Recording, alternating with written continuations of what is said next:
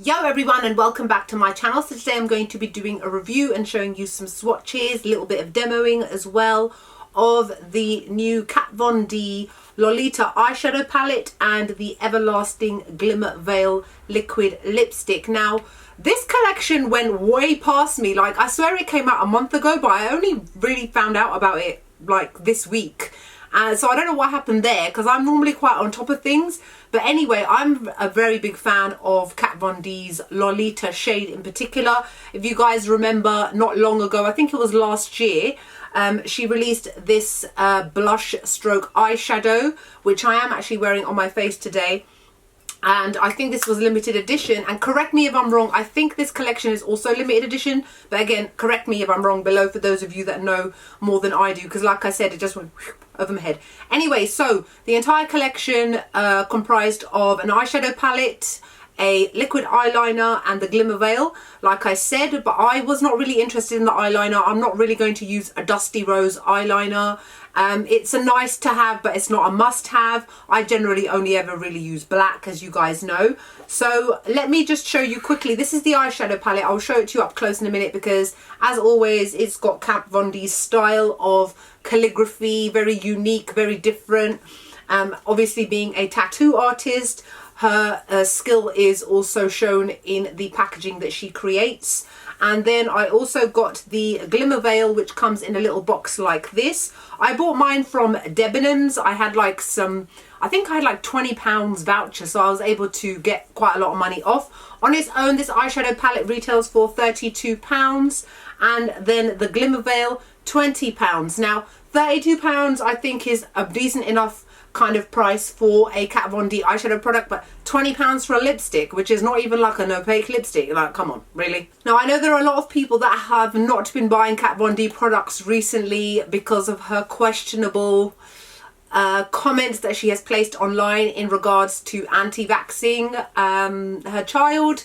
I'm very pro-vaccination, and I actually think it's very, very, very ignorant to put that kind of information out there to millions of impressionable people that take her word verbatim, especially because she is in the public eye.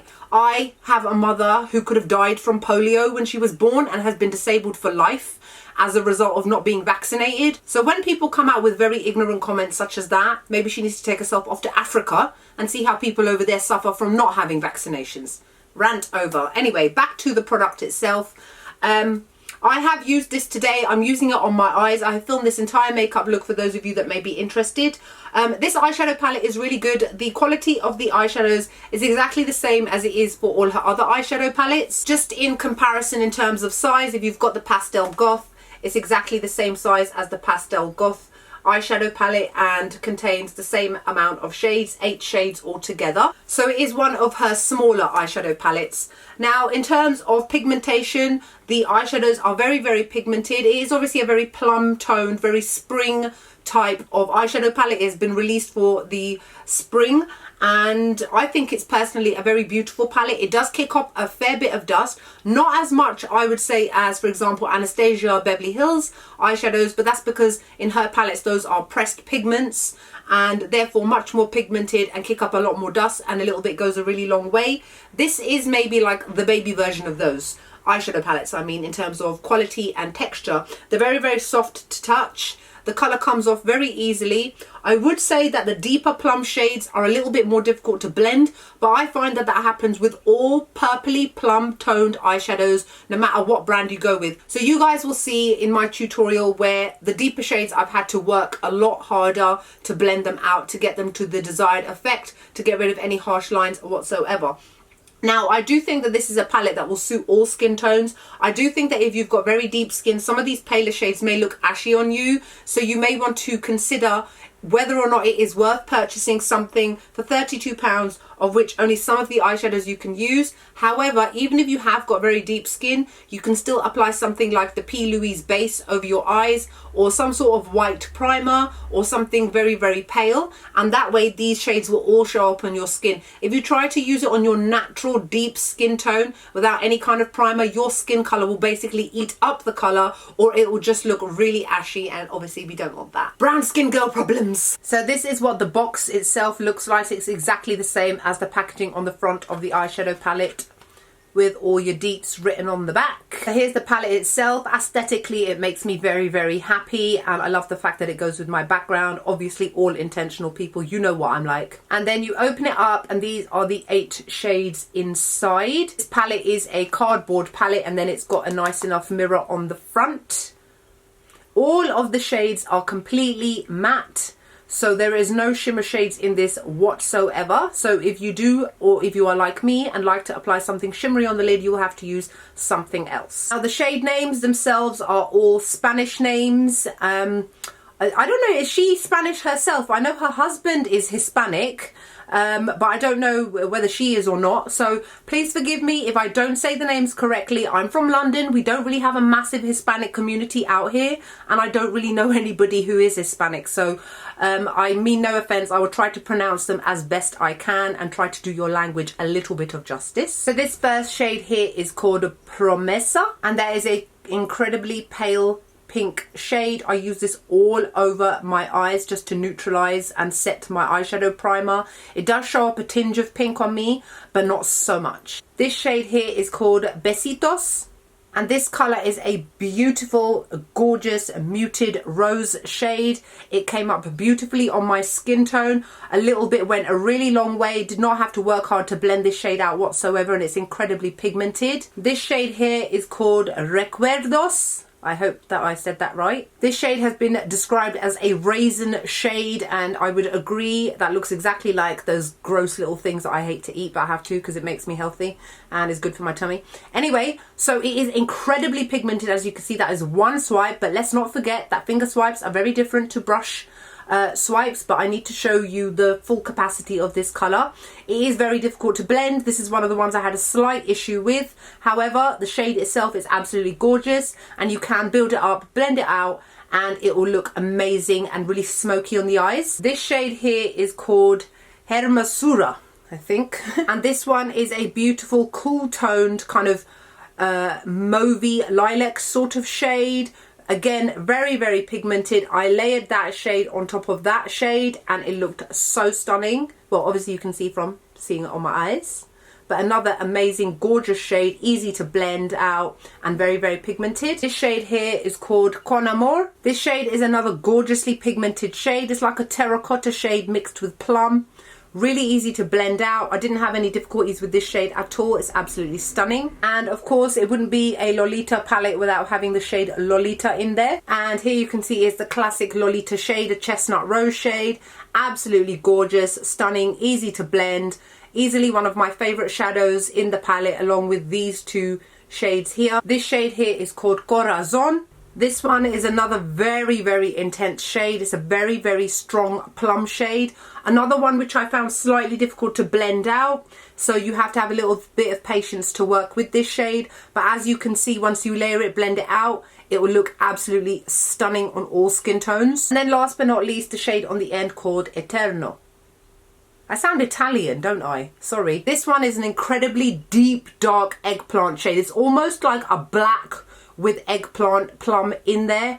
Again, because of how intensely pigmented it is a little bit difficult to blend. It's not as difficult, surprisingly enough, as the purples, but it is still a little bit difficult to blend. But work with it, have a little bit of patience, and it will look stunning. So here you can see them from a distance. As you can see, yes, they are very, very intense. But like I said earlier, these are finger swatches. And because the powder and the pigment come off quite easily, that's why the swatches are able to come out so intense. But when you use it with a brush, obviously the shades will be a lot softer. But overall, I would probably give this eyeshadow palette a 9 out of 10. I don't give it a 10 because of those one or two very, very deep shades that can be quite difficult to blend, therefore leaving slight patchiness on the sides. However, overall as a palette, I think it works very, very nicely. I think it's a beautiful palette for the spring and summer, so I think quite a lot of you will definitely like this. So the next thing that I told you guys that I got was the Lolita Everlasting Glimmer Veil liquid lipstick. Now I'll be honest with you guys, I've never actually bought any of the Glimmer Veil liquid lipsticks. So when I first put it on, I was like, oh, okay, wasn't expecting that. So basically I had to look online to see exactly what these are supposed to be, because I thought Glimmer Veil, is that just like a marketing name or does it mean something else? No. What it is it says it is a weightless, multi-dimensional liquid crystal finish that delivers a rich, glimmery, non-gritty texture, so lightweight, that it feels like nothing. Basically what these kind of are is almost like toppers. And because I have not used any of the other ones, I can't say what those are like. I'm just going by this one here, which is the Lolita shade. Now, what I do have to say is because it is that same sort of chestnut rosy sort of shade, unfortunately, wearing it on its own over my lips, it looks okay, but I can still see my natural lip colour through there. The colour of this actually fights with my natural lip colour. My natural lip colour is kind of a rosy purple sort of shade, like a lot of Asian women tend to have. So I decided to layer it instead on top of the normal Lolita lipstick, and that is what you can see right here. Now, it is down to personal preference whether or not you choose to wear them on their own. That's down to you. I think they all look nice as kind of a soft shimmering wash of colour over your natural lips, or like me, you can wear it over any kind of liquid lipstick to enhance the shade. Now, I would definitely say that I can't feel it. It's not sticky or anything like that. Normal liquid lipsticks at some point do start to feel a little bit tacky, a little bit sticky. They don't dry completely matte. But this is almost reminiscent of how these Stila Glitterati lip toppers feel. They feel cold when you put them on. It feels very wet, like I'm applying ice cold water over my lips. And it kind of just dries down and it feels completely dry, like there's nothing there. There's makeup on that finger, so I was about to show you and like, yeah, there's nothing there. Because of this, it almost kind of locks in the lipstick underneath and stops that from moving as well. So I think this is a great little lipstick. I'm very happy with this. I'll give this a 10 out of 10. It's a beautiful colour. It's gorgeous. Like it's almost like I've got a golden kind of sheen to it. It's not like, I know a lot of people don't like metallic liquid lipsticks, but I wouldn't really call it a metallic liquid lipstick as such. I just call it a glimmer, like it's the name, Glimmer Veil. It's a veil of glimmer over the top. So this is the normal Lolita shade that so many of us know and love. This is just a close-up of the Glimmer Veil so that you can see what it looks like. And then inside it's got this doe foot applicator that you guys can see. And there is the Glimmer Veil. Can you see that it's got a very golden sheen to it? If I shift it around in the light, you can see it's got a very golden kind of sheen to it. If I crop this and zoom it in right up close, you can see little tiny bits of glitter, of gold in there, little bits of pinky rose sort of colour, but it doesn't feel gritty at all, which is something that is a definite plus for something like this. Alright, the lipstick underneath is kind of dry, and then you just run it over it, and it kind of creates its own sort of shade. Alright, don't be like me, wait until it's dry before you do that. But now you can see that the colour has kind of changed, and now it's got a really nice shimmery look to it. So I personally really like this. I also think that it would work beautifully over so many other different types of lipsticks as well. That's the beauty of something like a lip topper, that you don't have to just wear it on its own. You're not just restricted to kind of one sort of use for it. So I think that's a definite plus. So I give this a 10 out of 10. And like I said, I give this a 9 out of 10. I would recommend both of them. I think they're great. If you are somebody who is in the market for shadows such as this, by all means go for it. Yes, there will always be so many other eyeshadow palettes out there that are similar. It's down to personal preference. Shades are always repeated. It's nothing new. You can't come up with new colors in the spectrum. It's just about the arrangement of shades, the fact that they will go with so many skin tones, the fact that it's a kind of palette you can definitely go from daytime to nighttime looks, and you can use it to smoke out looks. Transitional shades are in there as well. So it's a nice little palette definitely for the spring summer months. So that's it for my review of some of the Kat Von D Lolita collection. Let me know what your thoughts are, whether you have picked any of these up or if you're thinking about it. And that's it. So I hope you guys are wonderful, great, excellent, fabulous, as I know you all are. And I will see you all in the next video. Bye.